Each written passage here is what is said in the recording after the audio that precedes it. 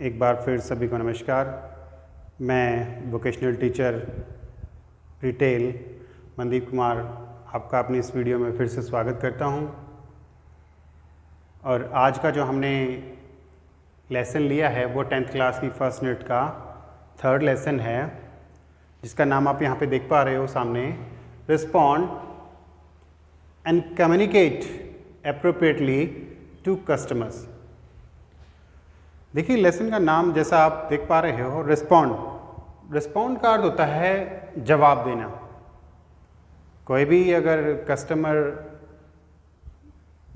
कुछ बोलता है, कुछ कहता है, तो उसको आपने कैसी प्रतिक्रिया देनी है। एंड कम्युनिकेट एप्रोप्रिएटली, और अपने उस ग्राहक के साथ आपने किस तरह का वार्तालाप करना है, किस तरह का संचार करना है, बात करनी है, वो आपको इस लेसन के माध्यम से बताया जाएगा। देखिए जो हमारी ये फर्स्ट यूनिट है रिटेल स्टोर ऑपरेशंस, ये सारी चीज़ें जो है इस यूनिट के अंदर आती हैं। अब यहाँ पे शुरुआत की जाती है कि appropriate ways to communicating with customers. देखिए हर काम को करने के बहुत सारे तरीके होते हैं। अब मायने रखता है कि भी आप अपने इस काम को किस तरीके से करना चाहते हैं। तो यहाँ पे कुछ एक एप्रोप्रिएट यानी सही तरीके, सही वे बताए गए हैं कि भी आपने अपने कस्टमर्स के साथ में कैसे कम्युनिकेट करना है। देखिए नंबर 1 पे है पेशेंस इज अ मस्ट। कहते हैं कि जो पेशेंस होता है, संतोष, जिस व्यक्ति के अंदर नहीं है वो व्यक्ति कहीं भी सफल नहीं हो सकता किसी भी काम में। क्योंकि पेशेंस चाहे वो रिटेलर के नज़रिए से है या फिर कस्टमर के नज़रिए से है, दोनों की तरफ से ज़रूरी है। अब यहाँ पे बात हो रही है, अगर कोई भी कस्टमर, कोई भी ग्राहक आपके साथ में किसी तरह का व्यवहार करता है, कुछ गलत काम करता है, कुछ गलत बोल देता है या फिर ज़्यादा बोलता है, कुछ और जो आपको परेशान कर रहा है, तो एज ए रिटेलर आपका फ़र्ज़ बनता है कि थोड़ा सा आपको पेशेंस रखना पड़ेगा। क्योंकि आपके स्टोर पे आपको जानते हैं, आपको पता है कि कितने तरह के कस्टमर आ सकते हैं, कितने तरह के ग्राहक आ सकते हैं। तो सेकंड नंबर पे आता है एक्यूरेसी ऑफ इंफॉर्मेशन इज़ की। कहते हैं कि जब भी आपका कोई ग्राहक आपसे किसी चीज़ के बारे में जानकारी मांगे या आप उसको अपनी तरफ से कोई जानकारी दे रहे हो, तो कोशिश करो उसको सही जानकारी दो। क्योंकि जो सही जानकारी है वो आपकी सफलता की चाबी बन सकती है। भी आपने एक्यूरेट इन्फॉर्मेशंस अपने कस्टमर्स को प्रोवाइड करानी है। ठीक है। थर्ड है आपका प्रोएक्टिव अप्रोच। देखिए जब भी आप किसी कस्टमर्स को ख़रीदने के लिए, सामान को बेचने के लिए, ख़रीदने के लिए उसको अप्रोच करते हैं, तो आपने हमेशा उसको एक्टिव तरीके से अप्रोच करना है। इस तरीके से अप्रोच करना है कि भाई उसको ये ना लगे कि भाई ये आपको ख़रीदने के लिए प्रेशराइज कर रहा है, विवश कर रहा है, मजबूर कर रहा है। आपने ऐसा नहीं शो होने देना है। आपने उसको एक्टिव तरीके से अप्रोच करना है कि भाई वो आपका सामान जो है खरीद ले। नेक्स्ट है अवॉइड इंटरप्टिंग। इंटरप्टिंग का अर्थ है कि भी आपने उसको बीच में नहीं टोकना है। अगर वो जब तक पहले उसकी बात आपने ध्यान से सुननी है, फिर बाद में अपनी प्रतिक्रिया देनी है उसके प्रति, जो भी आप दे सको। उसके बाद आता है एक्टिव लिसनिंग। देखिए ये बहुत ज़रूरी पार्ट है कस्टमर के मामले में, बहुत ज़रूरी।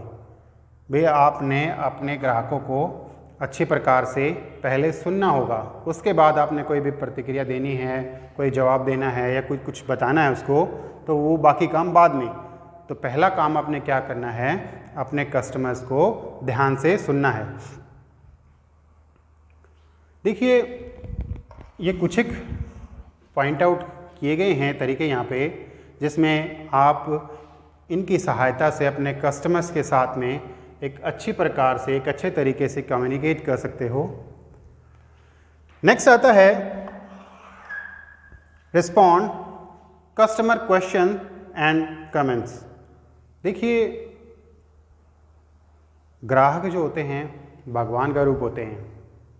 अब एज ए रिटेलर आपके पास जितने ग्राहक आते हैं, आपने कोशिश करना है कि भी उनको रिस्पॉन्ड भी अच्छे से करना है और जो भी वो कमेंट्स दें उनको ध्यान से सुनना है या उसके ऊपर जो प्रतिक्रिया देनी है वो आपके लिए बहुत ज़रूरी है।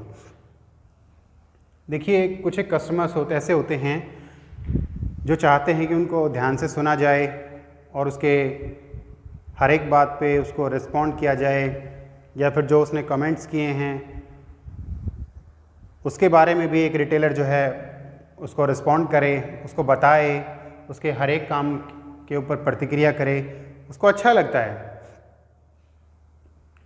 नेक्स्ट आता है कि communicate information to customers regarding. भी आपने कोशिश करनी है कि जब भी आप अपने कस्टमर से बात करो या कोई जानकारी उसको दो, चाहे वो किसी भी चीज़ से रिगार्डिंग हो, हमेशा उसको एक्यूरेट जानकारी दो। उसको कभी भी कुछ झूठ या गलत मत बताओ जिससे बाद में वो नेगेटिव अप्रोच के साथ आपके पास आए और आपके लिए प्रॉब्लम हो जाए या फिर आपको वो छोड़ के भी जा सकता है। देखिए, हम बात करते हैं नंबर 1 पे इसमें कि information regarding products and services. यानी जब भी आप अपने कस्टमर्स को, अपने ग्राहकों को कोई भी प्रोडक्ट सेल करते हो, तब आपने उस प्रोडक्ट यानी उस पदार्थ से संबंधित या उस से संबंधित जो सेवाएं हैं उनसे संबंधित आप जो भी जानकारी अपने कस्टमर्स को पास कर रहे हो, उसको दे रहे हो, तो आपने कोशिश करना है कि वो जानकारी जो है एक्यूरेट हो और सही हो, ताकि भविष्य में उस प्रोडक्ट और सर्विसेज को लेके आप दोनों के बीच में कोई भी विवाद या प्रॉब्लम्स जो है ना आए। सेकंड नंबर पे आता है रिकॉग्नाइज इंफॉर्मेशन। भी आपने क्या करना है, जितनी भी जानकारियां हैं अपने कस्टमर्स के बारे में जुटा सकते हो।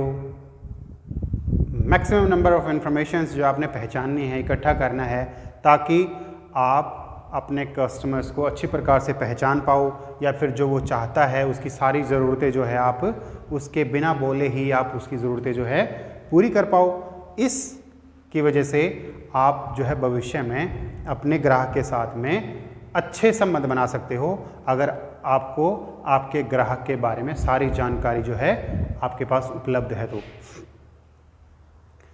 नेक्स्ट आता है कि रीजंस व्हाई नीड्स और एक्सपेक्टेशंस नॉट मीट। देखिए, जब एक जो रिटेलर होता है वो अपने कस्टमर्स के बारे में जान जाता है ना, या फिर उसको थोड़ा सा रियलाइज़ कराता है कि भी इस प्रोडक्ट्स की नीड्स आपको क्यों है, और आपका जो कस्टमर्स है वो क्या एक्सपेक्ट करके आपके पास में आया है। जब तक इन दोनों चीज़ों का मिलान नहीं होता, तब तक आप अपने कस्टमर्स को अच्छे प्रकार से नहीं पहचान सकते। देखिए, सबको पता है कोई भी चीज़ जब खरीदी जाती है तो वो सबसे पहले इसीलिए खरीदी जाती है क्योंकि उसकी नीड्स होती है। यानी आपने कोशिश करना है कि भी आपने उसकी नीड्स जो है क्रिएट करनी है अपने कस्टमर्स के माइंड में। उनको दिखाओ, उनको बताओ, उनको रियलाइज़ कराओ कि भी इस प्रोडक्ट की ज़रूरत आपको क्यों है, और फिर उस कस्टमर्स की आपने एक्सपेक्टेशंस को भी पहचानना है कि भाई ये क्या चाहता है, कहाँ तक सोचता है, क्या क्या ये चाहता है। जब ये दोनों चीज़ें आपस में पहचानी जाती हैं, तब जाके एक कस्टमर्स आपके प्रति बहुत ज़्यादा अट्रैक्ट हो जाता है और वो भविष्य में लंबे समय तक आपके साथ जुड़ा रहता है। ठीक है, तो अंत में हम कंक्लूजन की तरफ चलते हैं।